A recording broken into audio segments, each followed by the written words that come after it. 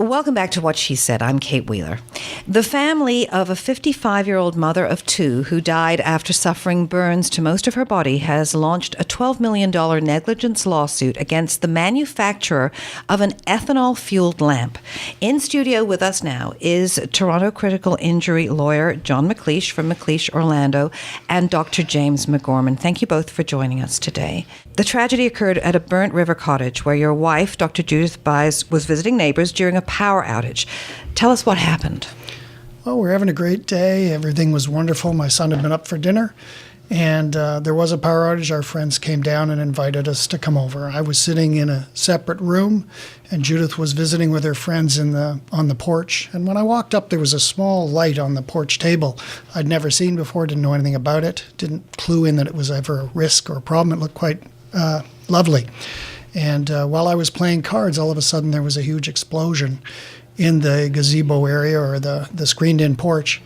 And because there was a power outage, there was very little light for us to tell what was going on. But as we came to understand what happened, we all ran with buckets of water and tried to put out the flames. And very quickly I had someone come to me and say that my wife had been badly injured. And I quickly went to her side and found a place for her to lie down. And she had been injured. A number of others in the room had been injured. And all she could keep saying to me was that, Jim, I'm still burning. I feel like everything's burning. And so we laid her down and tried to make her as comfortable as we can as we made arrangements to get her to the hospital. Now, this is because the lamp was ethanol, and ethanol burns invisibly, pretty much. And there was no flame arrestor on the lamp. So as I understand it, they thought that the flame was dead, that the lamp needed refueling. Yeah, so what happens with these little stoves or lamps is basically they're a cup that you put ethanol in, and that ethanol burns in that cup openly and makes a beautiful flame. It's said to be safe because it doesn't produce carbon monoxide, so you can have it inside, and that is the way it is marketed. However, these little stoves, the fuel is so clear and perfect that it burns with almost no flame. So in this case, the people in that room felt it was out. They waited the prescribed 15 minutes that you're supposed to wait for it to cool down and went to refuel it after much discussion, actually.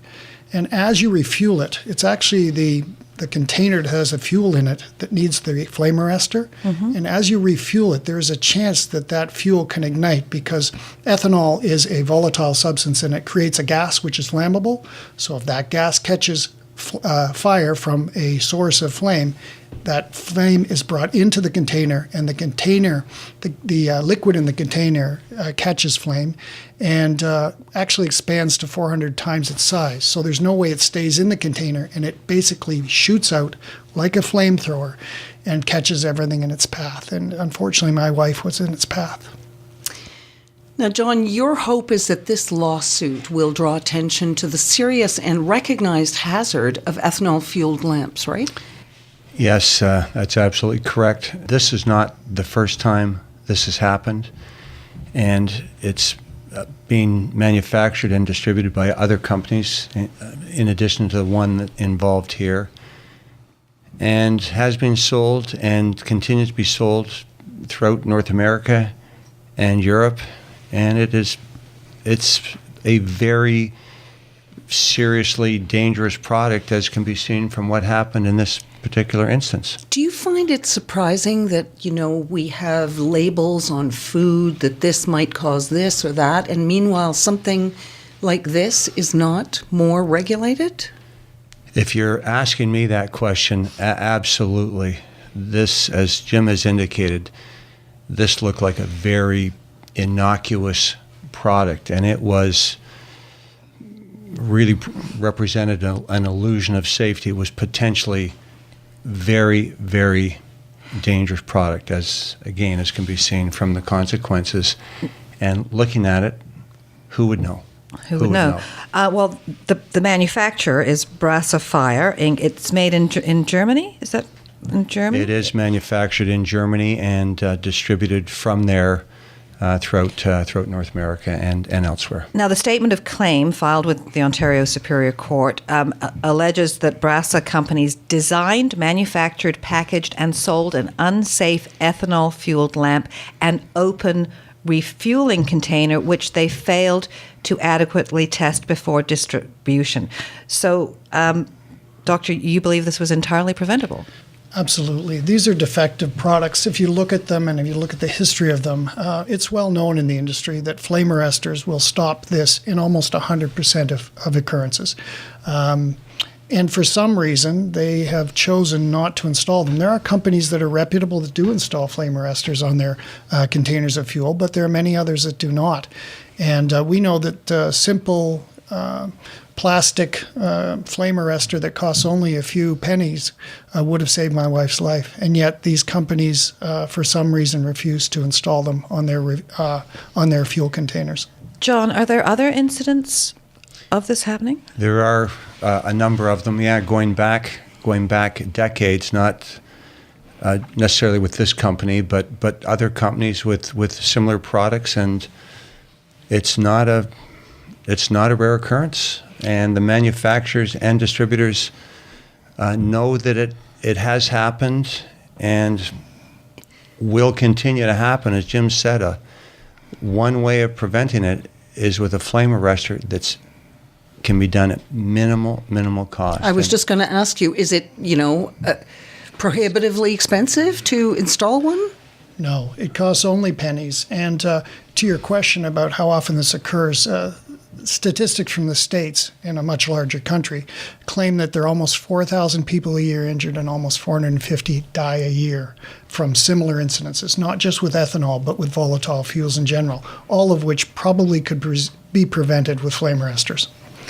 Tell us a little bit about Judith. Well, the woman was a force. I was married to her for 31 years. I knew her since the age of 19, and she was a wonderful person. And, her loss was a loss to my family. It was a loss to my children and myself in a great way. But it was also a loss to our community. I mean, she had an office full of 17 women that worked for her.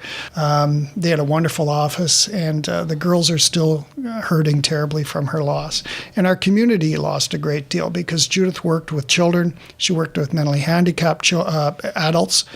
She took people into the hospital where very few dentists do that sort of thing and looked after all difficult cases there.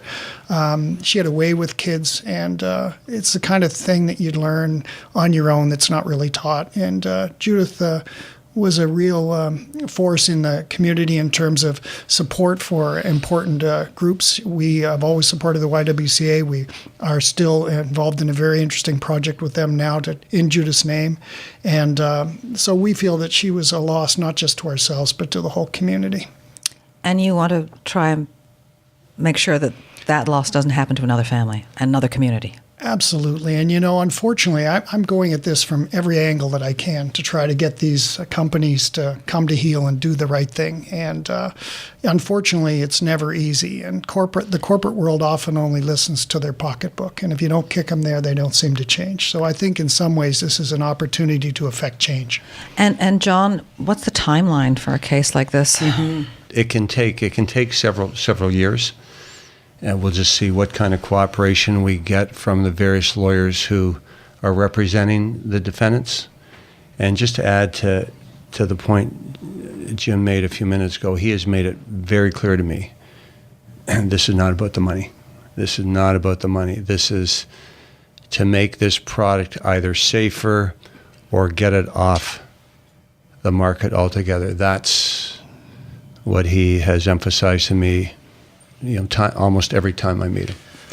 And to that point, Kate, I mean, we are trying to do everything in our family that we can to change this. I'm in discussions with Health Canada. I've been working with the fire marshal. I'm involved with ASTM, which is the group in the States that regulates these things. So we're trying to get change in as many ways as possible. And have there been any that Changes? you know of? Yeah. Not yet. Any stores that have, no? With respect to that, the statement of claim has been filed in the Superior Court, but it has not yet been served on the defendants. Okay. Well, John McLeish and Dr. James McGorman, thank you both for joining us today and sharing your story. And we wish you both all the best. Thank you. Thank you.